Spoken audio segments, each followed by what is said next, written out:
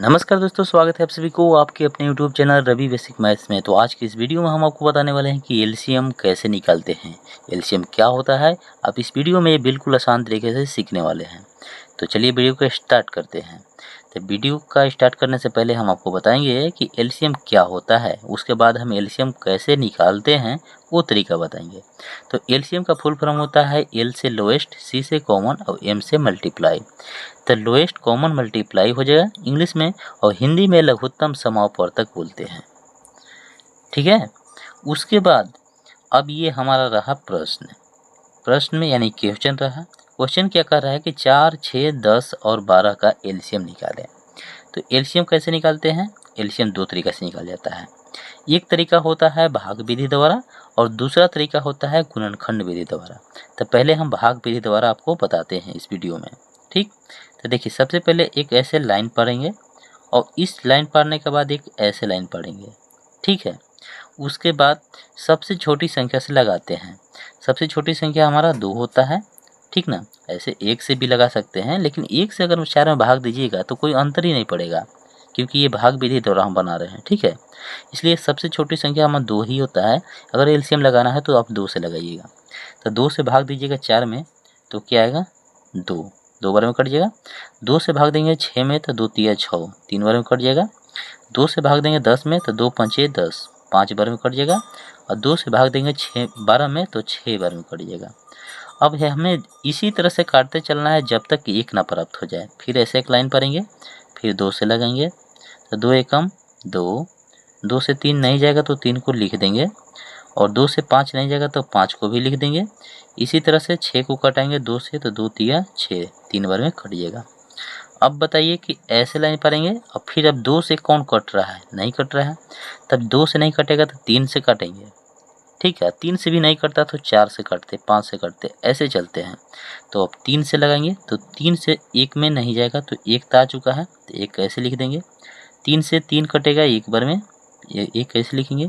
3 से 5 नहीं कटेगा तो 5 को 5 लिख देंगे। अब 3 से 3 कटेगा एक बार में तो यहाँ पर 1 लिखेंगे। अब फिर एक ऐसे लाइन ड्रॉ करेंगे। उसके बाद देखिए 3 के बाद 4 आता है तो 4 से हमारा भाग नहीं लग रहा है। उसके बाद 5, हाँ 5 है यहाँ पे तो 5 से लग जाएगा तो 5 से लगा देंगे। तो 1 को 1 लिखेंगे, 1 को 1 लिखेंगे यहाँ पे। अब 5 से 5 को कटाएंगे तो क्या कटेगा? एक बार में ही कटेगा। अब 1 है तो 1 लिख देंगे। अब देखिए फाइनली हमारा चारों का जो लास्ट डिजिट था वो 1 आ चुका है, यानी यहीं तक हमें एलसीएम निकाला जाता है। तो अब यहाँ पर हम लिखेंगे एलसीएम। ठीक ना, उसके बाद जो भी संख्या हमारे इस साइड आया है यानी बाईं साइड, सबको गुना कर लेते हैं। तो 2 गुने 2 गुने 3 और 5 है तो 3 गुने 5। ठीक है, इसके बाद हम यहाँ पे लिखेंगे अब जो भी संख्या आएगा गुना करने के बाद यहाँ लिखेंगे। तो 5 गुना 3 में करेंगे तो 5 दिया 15, 15 दूना 30, 30 दूना 60। यहाँ पे आया हमारा कितना? 60, तो यहाँ पे लिख देंगे 60। अब बताइए कि ये जो संख्या आया हमारा 60, यही हो गया एलसीएम। ये हो गया क्या? आंसर। ठीक है, 4, 6 और 10, 12 का एलसीएम कितना आया? 60 आया। अब एक बात और यहाँ समझ लीजिए, एलसीएम वह संख्या होती है जो दी गई संख्या से कट जाए। इसका परिभाषा क्या बन सकता है एलसीएम का? कि वह संख्या होती है जो दी गई संख्या से कट जाए। इसका मतलब क्या हुआ? 60 वैसी संख्या है जो इन चारों संख्या से कट जाएगा।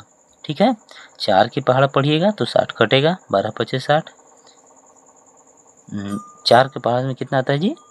15 चौके 60, और 60 को फिर 6 से काटिएगा तो 10 बार में कट जाएगा, और 10 को से फिर 60 को काटिएगा तो 6 बार में कट जाएगा, और 12 से 60 को काटिएगा तो 5 बार में कट जाएगा। तो यही होता है एलसीएम। तो ये एलसीएम हम आपको बताएं भाग विधि द्वारा। अब एक एलसीएम होता है गुणनखंड विधि द्वारा भी हल किया जाता है।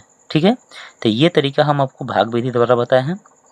तो इस वीडियो में हम इतना ही रहने देते हैं, और अगले वीडियो में हम आपको भाग विधि और गुणनखंड विधि दोनों तरीका बताएंगे। इसलिए आप इस वीडियो को लाइक और एक प्यारा सा सब्सक्राइब करके एक प्यारा सा कमेंट कर दीजिए कि अगले वीडियो में हमें आपको एलसीएम का दोनों विधि बताएं, भाग विधि और एलसीएम विधि यानी गुणनखंड विधि, दोनों तरीका बताएं।